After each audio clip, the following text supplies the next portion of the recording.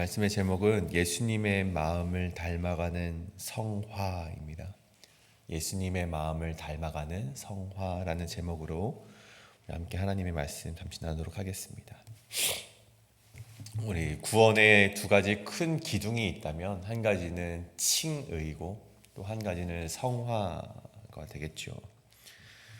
잘 아시다시피 칭이란 우리는 죄인이지만 예수님을 믿음으로써 의롭다, 하나님으로부터 칭함을 받게 되는 것, 그것을 우리는 칭의라고 합니다. 그래서 믿음으로 의롭다 하는 것을 이신칭이라고 우리가 보통 부르죠. 보통 우리는 이것만을 가리켜서 구원이라고 말을 하곤 합니다. 하지만 성경에 기록된 성경이 말하는 것은 이 칭의만을 가지고 구원이라고 말을 하진 않죠.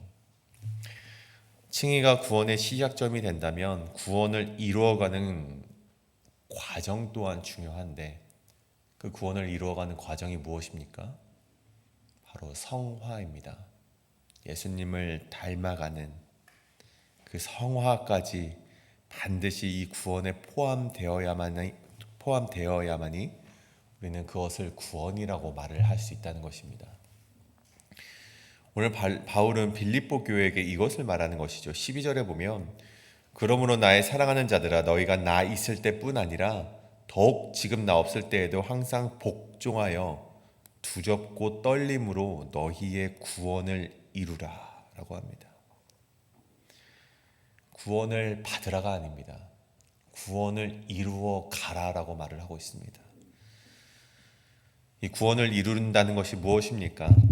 단순히 죽음 뒤에 하나님 나라에서 살아갈 것을 기대하면서 살아가는 그것만을 살아가는 것이 아니라 이미 구원을 받은 자로서 이 땅에서 하나님이 우리에게 주신 이 땅 가운데에서 하나님의 기쁘신 뜻을 위해서 살아가라.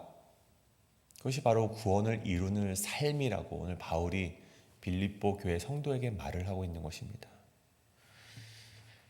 오늘 우리가 함께 나눌 오늘 이 2장의 본문은요, 그리스도의 자기 비하, 자기 겸손이라고 우리 흔히 알려진 성경 구절입니다. 예수님의 낮아지심과 하나님께서 높여주시는 그 여정을 우리 여실히 보여주고 있는 이 말씀은요, 성화의 여정을 보여주는 거울과 같다는 것입니다. 그래서 오늘 우리는 이 본문을 통해서 바울이 말하고자 하는 성화의 길을 두 가지로 함께 살펴보며 저와 우리 여러분, 우리 성도님들 역시 그 성화의 길을 걸어가시는 우리 그런 신앙이 되시길 간절히 소원합니다. 그렇다면 우리 예수님의 마음을 닮아가는 성화, 그 첫 번째는 두려움과 떨림으로 수치스러운 십자가를 짊어지라입니다. 두려움과 떨림으로 수치스러운 십자가를 짊어지라. 다시 한번 말씀드리길, 이 성화란 성스럽게 되는 것을 말합니다. 다시 말하면 예수님을 닮아가는 그런 거룩의 과정을 말하는 것이죠. 하지만 우리가 예수님을 닮아간다, 예수님을 닮는다라고 했을 때 우리가 어떤 기준점이 있다라기보다는 그저 우리가 막연하게 생각하기 쉽습니다. 예수님처럼 선하게 살아가야지, 예수님처럼 말씀대로 살아가야지, 모든 것을 참아내고 용납하는 좋은 사람이 되어야지, 그렇게 우리가 좀 막연하게 생각하는 것 같습니다. 하지만 성경에서는 특별히 오늘 본문 바울은요, 그것을 좀 더 명확하게 우리에게 설명을 해주고 있죠. 오늘 본문에서 바울이 5절에 보면 이렇게 말을 합니다. 너희 안에 이 마음을 품으라. 곧 그리스도 예수의 마음이니. 근데 이 구절의 헬라어 원문을 좀 보시면요, 사실 이 마음이라는 단어가 그렇게 강조되지는 않습니다. 이 헬라어 원문을 좀 직역을 하자면 너희 안에 이것을 생각하라. 이것은 곧 그리스도 예수 안에 있었던 것이다. 그러니까 예수 그리스도 안에 있었던 이것을 너희가 생각하라라는 그런 말씀이 되겠죠. 예수님이 어떤 표면적인 모습보다 예수님의 안에 있었던 것, 그것을 우리 개역개정은 마음이라고 표현을 했지만 어떤 예수님의 태도, 예수님의 마음가짐, 예수님의 사고방식을 우리가 가지라는 그런 바울의 메시지가 되는 것입니다. 그렇다면 예수님이 가지셨던 사고방식이란 무엇인가? 마음가짐이란 무엇인가? 이 6절에서부터 우리가 설명을 하고 있습니다. 6절에 보면 예수님은 근본 하나님의 본체셨으나 동등됨을 취할 것으로 여기지 아니하셨다라고 첫 번째 그 마음에 대한 의미를 분석하고 있습니다. 하나님의 본체, 신이셨으나 그 신과 동등됨을 취할 것으로 여기지 아니하셨다. 그래서 우리 한 가지 오해는 예수님께서 신성 자체를 부인하셨다라는 것은 아닙니다. 예수님께서 여전히 신이셨죠. 신성을 가지신 그 거룩한 우리 예수님이셨습니다. 하지만 오늘 말씀에서 바울이 말하고자 하는 것은 그런 신성을 부인하셨다기보단 하나님의 아들이라는 지위를 자랑하거나 그것을 이용하여 자신을 높이시지 않았다라는 것을 말하고 있습니다. 7절을 보십시오. 자기를 비워 종의 형체를 가지사 사람들과 같이 되셨고, 계속되는 예수님의 행적은요, 자신의 권위를 내려놓으시고 사람과 같이 되셨다. 죄인과 같은 모습을 예수님이 살아내셨다라는 것입니다. 여기서 끝이 아니죠. 그렇게 예수님을 사람과 같이 내려놓으셨는데, 낮아지셨는데, 어디까지 낮아지셨는가? 8절에 보면 자기를 낮추시고 죽기까지 복종하셨으니 곧 십자가에서 죽으심이라. 여러분, 예수님께서 하나님을 향한 복종의 깊이를 알아볼 수 있는 구절이 바로 이 8절인데, 여러분 어디까지 복종하셨습니까? 가장 수치스러운 십자가의 죽음까지 복종하시고 예수님은 낮아지셨음을 오늘 바울은 이야기하고 있다는 것입니다. 여러분, 바울이 왜 이런 이야기를 하고 있습니까? 여러분, 빌립보 교회의 현재 상황을 한번 보십시오. 외적으로는 로마의 압박 속에서 살아가고 있었던 그런 교회가 바로 빌립보 교회였습니다. 그 가운데 이 복음을 지켜나가기 위해서 꽤 잘 버텼습니다. 그 외적으로는 빌립보 교회가 잘 그 문제들을, 그 압박들을 이겨내는 것처럼 보였지만 여러분, 내적을 보십시오. 내적으로는 공동체 안에 분열의 조짐이 보였던 것이 이 빌립보 교회였습니다. 우리 계속해서 말씀을 읽다 보면 이 유오디아와 순두계 사이에 그 불화가 이 빌립보 교회 안에 있었다는 것은 단적인 예가 되는 것이죠. 그런 불화의 상황에서 바울은 복음 안의 하나됨을 위해서 이들에게 반드시 필요한 것이 있는데 그것이 무엇인가? 바로 이 예수님의 비하, 예수님의 겸손과 낮아짐을 본보기로 제시했던 것입니다. 여러분, 그래서 바울이 말하기 12절에 그러므로 나의 사랑하는 자들아, 앞서 5절부터 11절까지 예수님의 낮아지심을 이제 쭉 설명하면서 그들에게 이제 하고 싶었던 얘기를 하는 것이죠. 그러므로 나의 사랑하는 자들아, 이제 그 수치스럽고 이 죽으라는 십자가의 명령을 항상 복종하여서 두렵고 떨림의 마음으로 너희의 구원을 이루어 가라라고 말을 하고 있다는 것입니다. 여러분 보십시오. 외적으로는 열심히 그 말씀 생활을 열심히 하고 기도 생활도 열심히 하는 것처럼 보이나, 여러분 이 땅 가운데 많은 교회들이 그 안에서 내부적으로 분열이 있고 갈등이 있고 고난과 고통이 있지 않습니까?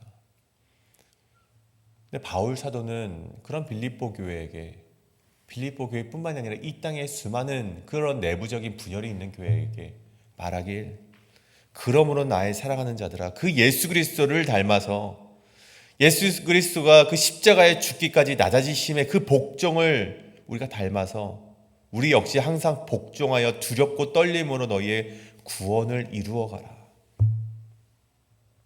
그렇게 우리에게 메시지를 던지고 있다는 것입니다.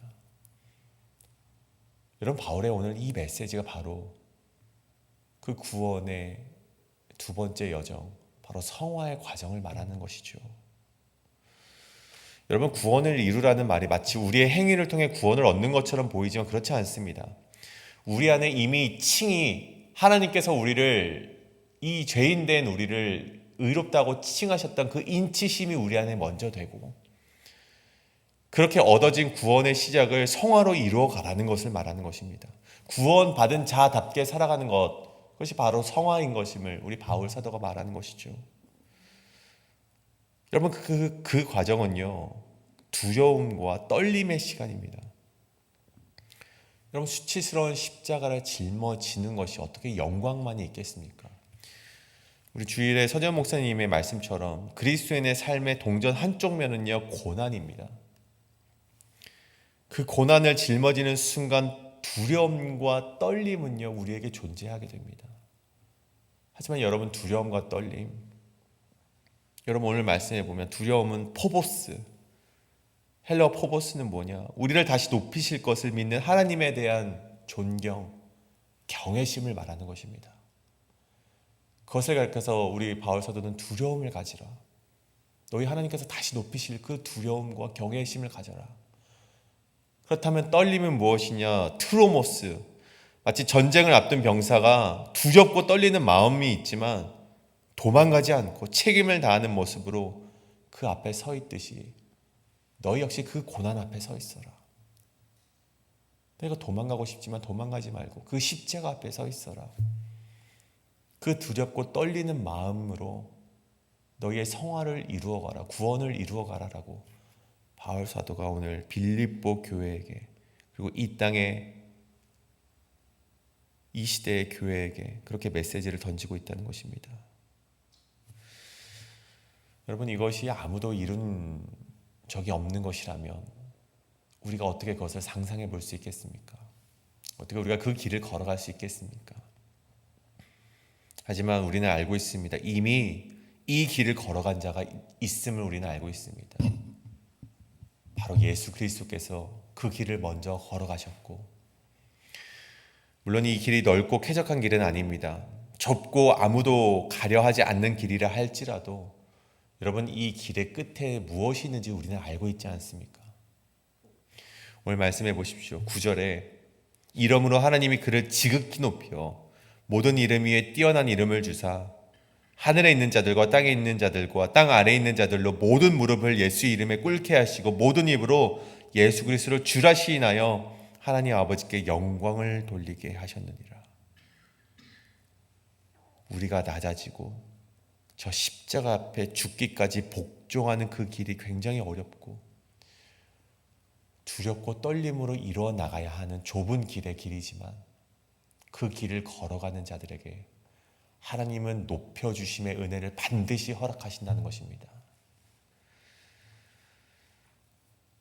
사랑하는 여러분, 여러분은 예수님을 닮아가기 위해서 어떠한 삶을 살아가고 계십니까? 저는 우리가 무엇보다 두렵고 떨리는 마음으로 그 수치스러운 십자가를 짊어지시는 여러분 되길 간절히 소망합니다. 낮아지되 죽기까지 하나님의 말씀에 순종하고 복종해야만 하는 그 십자가를 우리가 마다하지 않고 우리가 그 성화의 과정을 반드시 우리가 그 길을 걸어나가게 되는 저와 여러분 되시길 간절히 소원합니다. 그것이 바로 오늘 말씀의 첫 번째, 두렵과 떨림으로 수치스러운 십자가를 짊어지라입니다. 오늘 마지막 두 번째는 원망과 시비를 끊고 말씀으로 삶을 밝혀나가라입니다. 원망과 시비를 끊고 말씀으로 삶을 밝혀나가라. 오늘 앞선 말씀을 통해 그래 주어진 고난을 내가 참고 예수님처럼 살아가자 라고 결단을 하지만 여러분, 진짜 어려운 싸움은요, 우리의 삶에서 시작이 됩니다. 우리 삶의 구체적인 자리로부터 시작이 되는 것이죠. 바울도 그것을 알고 있었던 것 같아요. 예수님의 그 낮아지심과 하나님의 높여주심의 말씀을 앞절에 이렇게 말을 해놓고 그 12절부터 그러므로 너희가 두렵고 떨리는 마음으로 너희의 구원을 이루라라고 말하고 그 뒷부분부터는요, 아주 구체적으로 그것을 어떻게 이루어가야 하는지에 대해서 설명을 하고 있습니다. 14절을 보면 모든 일을 원망과 시비 없이 하라라고 말을 합니다. 단순히 좋은 사람이 되라는 말이 아니죠. 여러분, 성화의 가장 큰 적이 있다면 우리가 성화로 가는 길을 막아서는 걸림돌이 있다면 그것의 첫 번째는 원망이요, 그것의 두 번째는 시비라는 것을 바울 사도가 말을 하고 있습니다. 왜 그렇습니까, 여러분? 이 원망은 신앙을 마르게 하는 것이고, 이 시비는 공동체를 무너뜨리는 것입니다. 여러분 잘 보십시오. 우리가 언제 원망하고 언제 시비를 하는지 우리가 잘 살펴봐야 합니다. 내가 열심히 했는데 아무도 몰라줄 때, 내가 참고 있는데 다른 사람들은 다 제 고집대로 행동을 한다면 우리 안에서는 원망이 나올 수밖에 없습니다. 결국 그런 기대가 무너졌을 때 우리 안에서는 그 원망의 탄성이 나올 수밖에 없는 것이죠. 그렇다면 여러분, 시비는 언제 나옵니까? 상대와 나를 끊임없이 비교할 때 나오는 것입니다. 쟤는 저렇게 하고도 인정을 받네. 난 정말 쟤보다 열심히 했는데 왜 나는 인정받지 못하고 저 사람만 인정받는 것인가? 여러분, 그렇게 남과 나를 끊임없이 비교할 때 생겨나는 마음이 바로 시비입니다. 이런 마음은 겉으로는 정당한 분노처럼 보입니다. 나의 분노를 다른 사람에게 설명할 수도 있을 만큼 정당해 보이지만, 여러분, 그것은 성화를 가로막는 아주 큰 걸림돌이 된다는 것입니다. 그런 원망과 시비 때문에 말씀이 내 안에서 말라가고 기도가 입술에서 굳어져 가고 결국 신앙의 침체가 찾아오게 될 테니, 그런 원망과 시비를 없이 하라는 이 바울 사도의 권면이 되는 것이죠. 그리고 계속해서 말합니다. 이는 너희가 흠이 없고 순전하여 어그러지고 거스르는 세대 가운데에서 하나님의 흠없는 자녀로 세상에서 빛들로 나타내며, 여기서 이 말씀 15절의 핵심은 세상 한가운데에서입니다. 어그러지고 뒤틀린 사람들 사이에서 너희가 빛으로 살아가라는 것입니다. 여러분, 빛이 무엇입니까? 그 다음 말씀, 생명의 말씀으로 밝히라는 것입니다. 그런 말씀이 우리의 빛이 되는데, 그 말씀으로 빛을 비추어서 나의 다름질이 헛되지 아니하게 하려 함이라. 말씀으로 삶을 비추어내라는 것입니다. 보여내라는 것이죠. 결국 누군가가 나를 억울하게 대할 때, 여러분 마음 가운데 원망이 자꾸만 일어나갈 때, 그 원망을 그저 우리의 입술로 고백하는 것이 아니라, 토로해내는 것이 아니라, 우리의 입술에서는 말씀이 터져 나오게 그 말씀 가운데 가까이 거하라는 것이고, 공동체 안에서 시비가 오갈 때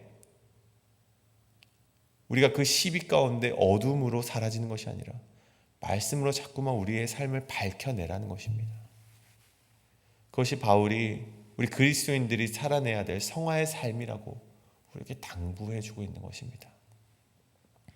그리고 마지막 절 17절에 보면, 내가 전제로 드려진다 할지라도 기뻐하겠다.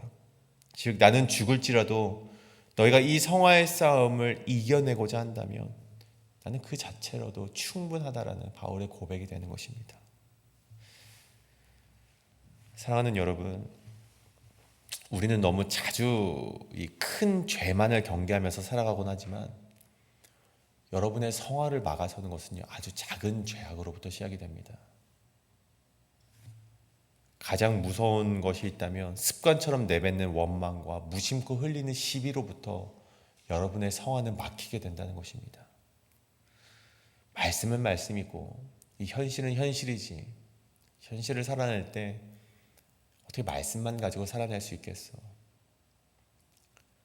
이러한 태도들이 우리의 성화를 가로막게 된다는 것이죠. 여러분, 예수님은 이러한 죄악을 짊어지고 십자가에서 죽으셨습니다. 이제는 우리도 그 십자가 앞에서 낮아지되 말씀을 삶으로 살아내는 진짜 빛으로 세상 한가운데 서야 되지 않겠습니까? 그것이 예수님을 닮아가는 성화이자 정말 좁은 길을 걸어가는 우리의 참된 신앙의 길임을 우리가 반드시 기억하기를 원합니다. 우리가 말씀을 좀 정리하고자 합니다. 회의빌에는 이 등산을 하려면, 좀 트레킹을 하려면 좀 멀리 가야지만 하는데, 한국에 가면 우리가 등산할 곳이 굉장히 많이 있습니다. 그래서 저도 이제 등산을 좋아하진 않지만 예기치 않게 이제 교회 계획과 친구들과 함께 이렇게 등산을 하게 된 적이 있는데, 항상 이제 등산을 하기 전에 저 꼭대기 정상을 보면은 오늘 저기를 어떻게 올라갈까, 항상 그런 어떤 내가 가지 못하지 않을까라는 그런 마음들이 먼저 제 마음속에 자리 잡는 것 같습니다. 하지만 처음부터 저 정상을 바라보고 간다면 우리가 갈 수 있겠습니까? 그러지 못하겠죠. 항상 등산을 하거나 우리가 먼 길을 걸어 나갈 때 우리는 항상 작은 목적지, 작은 목표를 두고 가는 것이 굉장히 중요합니다. 일단은 우리가 저 앞에 있는 우리 휴게시설까지만 가자. 우리 앞에 있는 이 높은 언덕까지만 일단 올라가 보자. 일단 나에게 주어진 저 앞에, 바로 앞에 있는 정말 그 고난만 넘어가 보자. 잘 버텨내보자. 여러분, 그렇게 하나하나 버텨나갔을 때 우리의 걸음을 결국 정상까지 갈 수 있다는 것입니다. 여러분, 우리가 모든 싸움을 끝마치고 면류관을 얻을 수 있는 길은요, 저 끝에 모든 우리의 싸움을 다 보고 나서 저 끝에 있는 면류관을 보고 나아가는 것이 아닙니다. 여러분, 우리가 오늘의 삶 속에서 성화의 삶을 이뤄갈 수 있는 것은요, 내 앞에 주어진 고난과 내 앞에 주어진 원망과 내 앞에 주어진, 바로 앞에 주어진 시비 가운데 그것만 우리가 그 말씀으로 밝혀내는 삶을 계속해서 살아낸다면, 오늘을 살아내고 내일도 그렇게 살아내고 내일 모레도 내 앞에 주어진 삶을 정말 하나님의 말씀대로 살아간다면 우리의 걸음은 어느 순간 그 면류관 앞에 있는 걸음이 될 것입니다.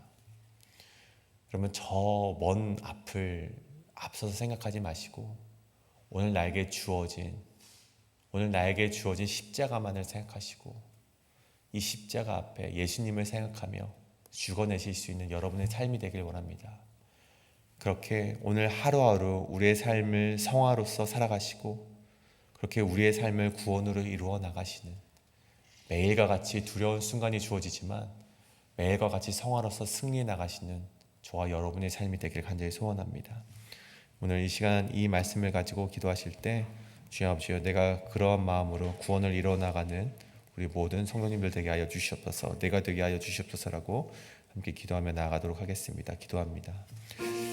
하나님 하시하니 아버지, 주님 아버지, 우리의 삶을 정말 주님 아버지께 정말 맡겨드립니다. 우리가 성화로서 살아갈 수 있는 우리의 삶이 되게 하여 주시옵소서. 칭의만을 가지고 살아가는 것이 아니라 성화로서 우리 구원을 이뤄나갈 수 있는 우리의 모든 삶이 될 수 있도록 인도하여 주시옵소서. 주님 아버지, 이 시간 주님의 말씀을 붙잡고 살아가고자 합니다. 주님 아버지께서 함께하여 주시옵고 세상을 살아가는 동안에 나의 힘으로는 할 수 없으나 정말 어제 기도와 간구로 예수님을 닮아가는 우리의 삶이 될 수 있도록 주여 아버지가 도와주시옵소서. 주님 아버지, 그 삶 가운데 하나님 아버지께서 함께 하시는 놀라운 역사가 우리 삶 가운데 펼쳐지게 하여 주시옵소서.